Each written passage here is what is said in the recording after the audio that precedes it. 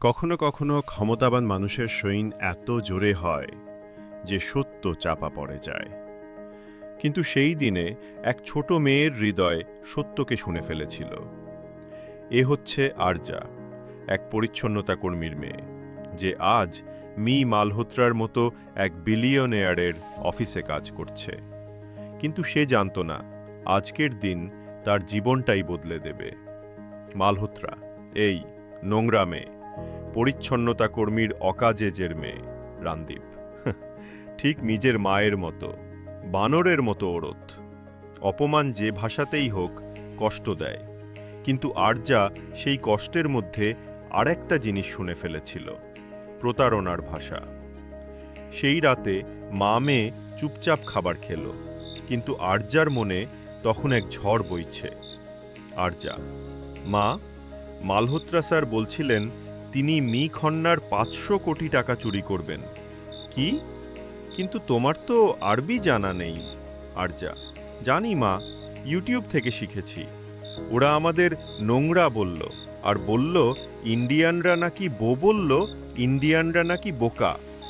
ওরা নকল এগ্রিমেন্ট বানিয়ে সবাইকে ঠকাবে। পরের সকালেই কবিতা তার মেয়েকে নিয়ে এমন এক দরজায় পৌঁছালেন যেখানে সাধারণ মানুষ সাধারণত তো যায় না। কবিতা: স্যার, আমার মেয়ে কিছু শুনেছে, যা হয়তো আপনার কোম্পানির জন্য খুব জরুরি।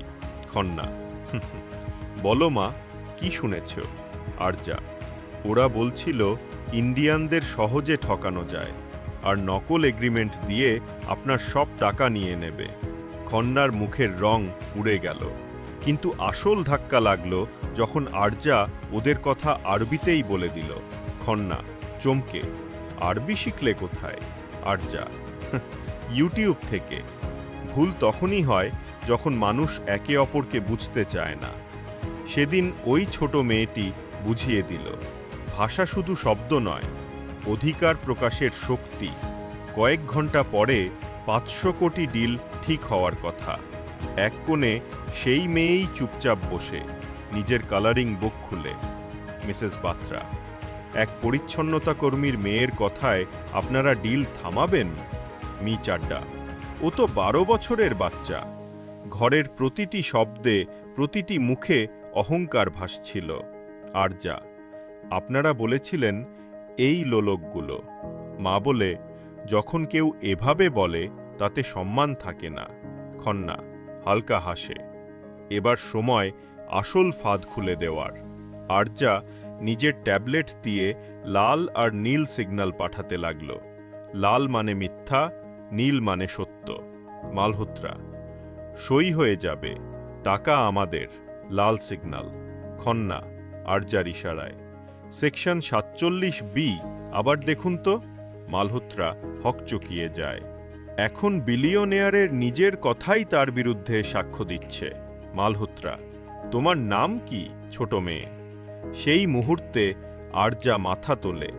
ভয় ছিল না, ছিল শুধু সত্য। আরজা: আপনি 200 কোটি পেনাল্টি ক্লজ যোগ করে কোম্পানির কন্ট্রোল নিতে চাইছিলেন। সবাই হতবাক। You called me trash, but I saved 500 crore rupees. You called my mother a monkey, but I saved hundreds of homes. সত্য কখনো ছোট হয় না। আরজা প্রমাণ চালিয়ে দিল। মালহোত্রার আরবি কণ্ঠস্বর পুরো রুমে প্রতিধ্বনিত হল। আমরা এই বোকা কোম্পানি থেকে সব কিছু চুরি করে নেব। মালহোত্রার মুখের রং উড়ে যায়। খান্না: ডিল ক্যান্সেল, এখনই। সেই মুহূর্তে এক ঝাড়ুদারের মেয়ে শুধু কোম্পানিকেই বাঁচায়নি, মানবতাকে লজ্জিত হওয়া থেকেও বাঁচিয়েছিল। 1 বছর পর যে মেয়েটি একসময় ডাস্টবিন পরিষ্কার করত, এখন সে 5টি ভাষায় কন্ট্রাক্ট যাচাই করে।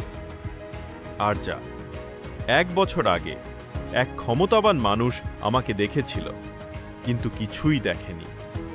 কিন্তু সে ভুল ছিল। সবচেয়ে কঠিন কাজ হলো নিজের ওপর বিশ্বাস রাখা, যখন সবাই তোমাকে থামানোর চেষ্টা করে। দর্শকরা করতালিতে ফেটে পড়ে। দক্ষতা কখনো পোশাকে দেখা যায় না, আর বুদ্ধিমত্তার জন্য কলেজ ডিগ্রি লাগে না। এটা শুধু আর্যার গল্প নয়, এটা সেই প্রতিটি শিশুর গল্প যে চুপ থেকেও পৃথিবীকে বদলে দেয়।